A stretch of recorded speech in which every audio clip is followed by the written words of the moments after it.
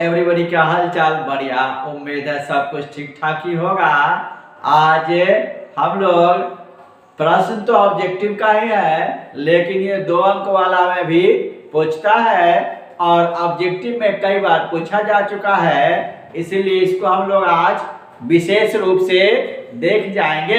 आज का हमारा क्वेश्चन कह रहा है कि 64 समरूप बूंदे, 64 समरूप बूंदे जिसमें प्रत्येक की धारिता 5 माइक्रोफैराड है, मिलकर एक बड़ा बूंद बनाते हैं। बड़े बूंद की धारिता क्या होगी?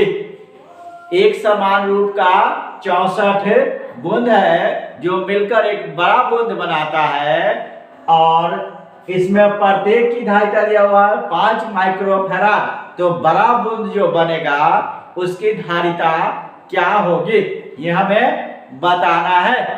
तो जो भी हमारा बूंद होता है वर्षा का, वो गोलाकार होता है। तो सबसे पहले हम लोग मान लेते हैं, क्या मानेंगे?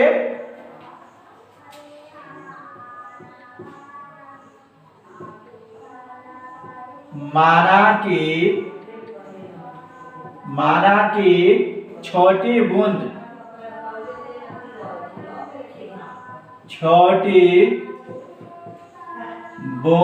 की त्रिज्या, छोटी बूंद की त्रिज्या हम लोग स्मॉल आर मान लेते। तो चूंकि हमारा बूंद कैसा होगा? गोलाकार, तो गोले का आयतन हम लोग निकालेंगे। गोले का आयतन क्या जाएगा हमारा? 4/3 पाई आर क्यूब। ये गोला का आयतन। अब का हमारा कितना? 64 समरूप बूंद, 64 गोला है हमारा, तो 64 समरूप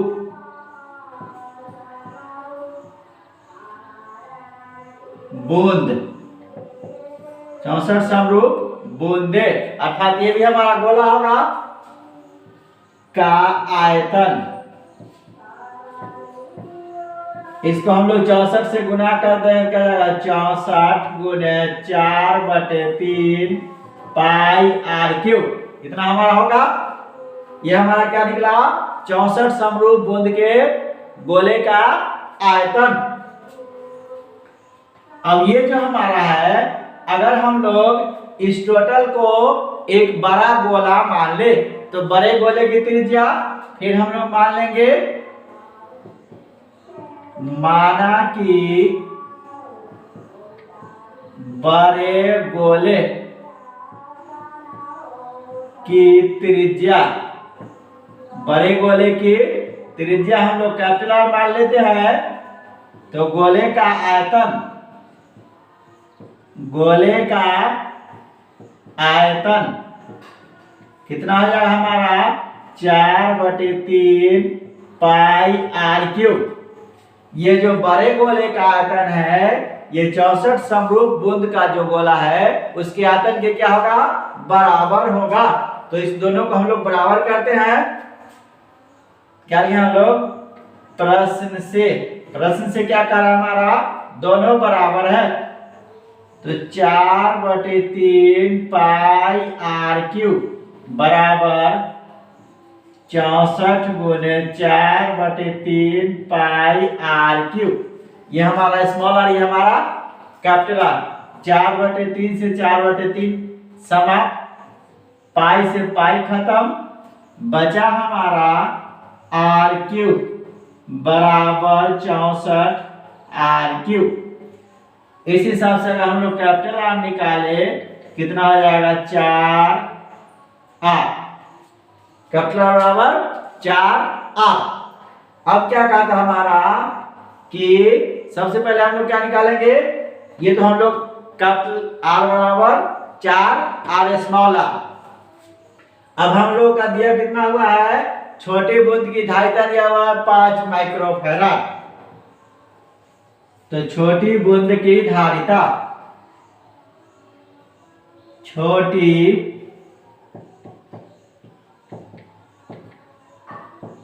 बूंद की धारिता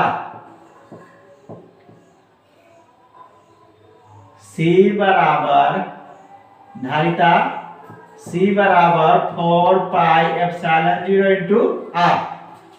धारिता हमारा कितना दिया हुआ है 5 माइक्रोफैराड। तो हम लोग इसी के जगह पर हम लोग 5 माइक्रोफैराड लिखेंगे।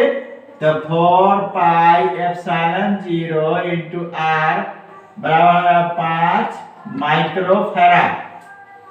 5 माइक्रोफैराड। अब क्या कर रहा है हमारा बड़ी बूंद की धारिता, बड़ी बूंद की धारिता, बड़ी बूंद की धारिता, बड़ी बूंद की धारिता, बड़ी बूंद की धारिता हमको निकालना है। बड़े बूंद की धारिता हमको निकालना है। तो बड़े बूंद के लिए गोले का जो धारिता होता है वो हमारा होता है C बराबर 4 pi epsilon not into R. बड़ी बूंद की धारिता हमारा C निकाले 4 pi epsilon not into R, क्योंकि छोटी बूंद की धारिता हम लोग निकालते हैं 4 pi epsilon not into small R. अब स्मॉल आर जो हमारा कैपिटल आर है कितना है, स्मॉल आर किसके बराबर है 4 आर के। क्या है हमारा C बराबर 4 pi epsilon not into 4 R, इतना होगा। अब हम लोग इसको इस आर को हम लोग इस तरफ ले लेंगे तो क्या हो जाएगा हमारा 4 pi epsilon not into R into 4। अब ये जो हमारा 4 pi epsilon not into R हमारा कितना दिया हुआ है 5 माइक्रोफैराड। कितना दिया हुआ है 5 माइक्रोफैराड गुना 4 कितना है हमारा 5 का 20 माइक्रोफैराड। तो बड़ी बूंद की धारिता हमारा कितनी हो जाएगी 20 माइक्रोफैराड। बड़ी बूंद की धारिता 20 माइक्रोफैराड। इसे देख जाएंगे। आज के लिए इतना ही, मिलते हैं फिर अगले वीडियो में नए टॉपिक के साथ।